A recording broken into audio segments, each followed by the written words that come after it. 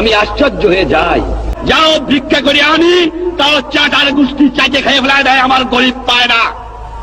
এত চোরের চোর, চোর কোথেকে যে পয়দা হয়েছে আমি জানি না। পাকিস্তানের সব নিয়ে গেছে, কিন্তু এই চোরটুক ফিরে গেছে আমার কাছে। এই চোর নিয়ে গেলে আমি বাঁচতাম, কিছু দালাল গেছে, কিন্তু চোর গেলে বাঁচা যাবে। শতকরা 20 জন লোক শিক্ষিত, আমরা শতকরা 20 জন, তার মধ্যে শতকরা 5 জন লোক আমরা বলতে পারি আমরা শিক্ষিত। আজকে একটা কথা প্রশ্ন আমার, এই যে দুর্নীতির কথা বললাম, আমার কৃষক দুর্নীতিবাদ না, আমার শ্রমিক না, কে?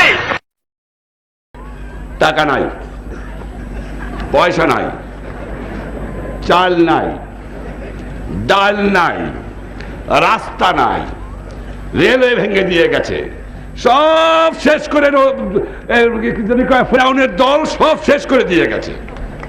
কিন্তু আছে আমার মানুষের একতা, আছে তাদের ঈমান, আছে তাদের শক্তি। বিদেশ থেকে ভিক্ষা করে আমাকে আনতে হয়, আর এই চোরের দল আমার দুঃখী মানুষের সর্বনাশ করে বা লুটতরাজ করে খায়।